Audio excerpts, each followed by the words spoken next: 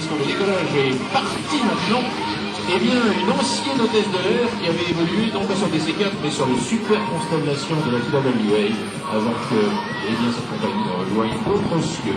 François Olivier, vous êtes à la tour de contrôle. Oui, effectivement, voilà, décollage, premier décollage officiel. Et quel décollage et quelle machine pour l'ouverture de cette édition 2007. Alors, Pierre, tu parlais il y a un instant de ces vols transatlantiques qui étaient relativement haut de gamme, carrément haut de gamme à l'époque. Et bien, c'est d'ailleurs un paradoxe au départ, en fait, puisqu'imaginez que conçu en 38, eh bien, il est trop sophistiqué à l'époque. Une compagnie aérienne, tout simplement, n'en voulait pas. Il était trop complexe. Ces avions étaient presque mis en veilleuse. Et finalement, il a été utilisé par les compagnies aériennes après la guerre essentiellement, parce que depuis les applications,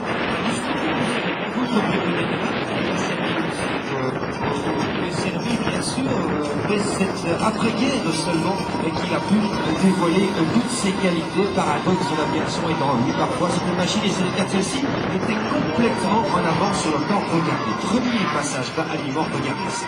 Écoutez le bruit, la symphonie des quatre moteurs.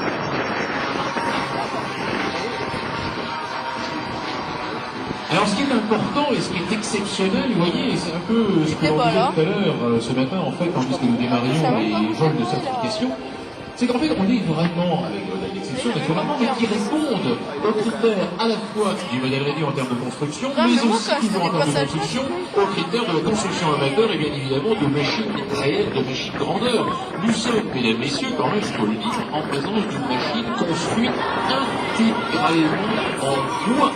Ce fameux balsa, vous savez, ce bois d'origine tropicale, extrêmement léger, extrêmement dense, qui pousse à une vitesse grand V et qui permet de réaliser tout ce qui est coffrage, tout ce qui est, le cas échéant, certaines nervures, vous savez, ce sont des éléments de structure de l'aile particulièrement, et du contreplaqué. Et ce contreplaqué, non pas contreplaqué cagette, mais bel et bien contreplaqué aviation. Vous pouvez regarder ce passage à l'anglais, ce que vous sentez et le pied gauche.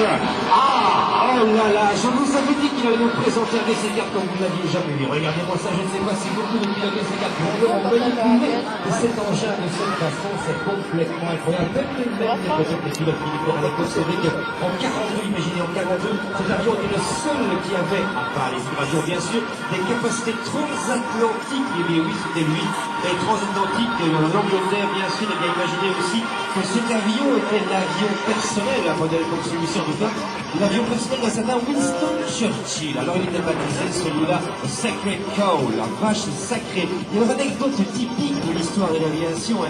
Imaginez que l'avion personnel de Winston Churchill, eh bien, il était peut-être le seul des C4 au monde à être équipé d'une lunette de toilette chauffante, ceci ne s'invente pas bien.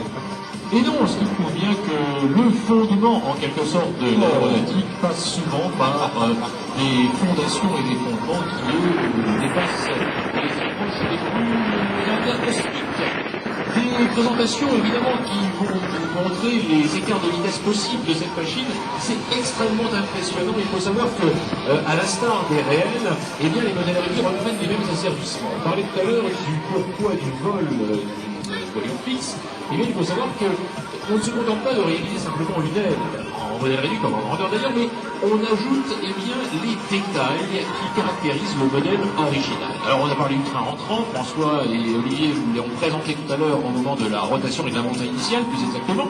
Eh bien on retrouve également ces phénomènes hypersustentateurs, ces systèmes hypersustentateurs. C'est quoi? Vous savez que un appareil vole grâce à son aile, la dépression, le machin, etc. Le profil, on ne va pas rentrer dans le détail, mais il faut savoir qu'il est possible de reproduire eh bien, ces éléments supplémentaires, ces organes supplémentaires que sont les fameux volets hypersustentateurs. Ils servent à quoi? On l'a vu tout à l'heure lors du passage beaucoup plus lent, eh bien ils permettent de limiter, de diminuer ce que l'on appelle la vitesse de décrochage. Alors comment on fait?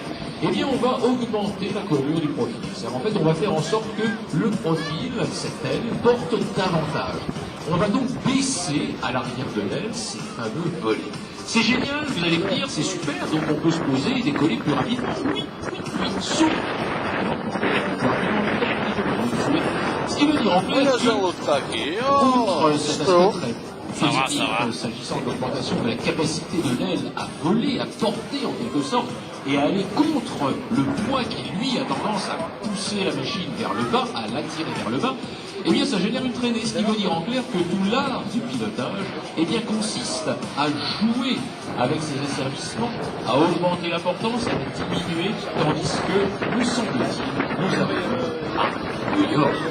Et oui, Pierre, à New York ou peut-être même à Berlin, parce que tu parlais des volets hyper sustentateurs, eh bien, ils n'ont jamais, je crois, été aussi utiles que du côté de Berlin, au-dessus de Berlin, dans les années 48-49, parce que cet avion a servi notamment lors du célèbre blocus de sinistre mémoire, le blocus de Berlin, le pont aérien de Berlin à cette époque-là, eh bien, l'un des principaux appareils qui a permis de ravitailler la population berlinoise là-bas pendant quelques mois d'un hiver très rigoureux, eh bien, c'était lui. C'était le DC-4 qui a transporté des centaines de tonnes de charbon, par exemple, et d'autres matériaux de première nécessité à la population encerclée par le blocus soviétique. C'était lui, avec d'autres Hastings et parfois Sunderland qui se posaient sur la cité, je crois, peu importe. Mais le DC-4 était l'un des principaux. Alors cet avion, il a servi là, il a servi encore à l'évacuation sanitaire en Corée. Vous voyez, il a vraiment servi dans tous les coins du monde et à toutes les missions. Alors Pierre, je crois que nous avons les trois vertes, nous retournons du côté de New York, comme tu dis. Alors les trois vertes, c'est quoi?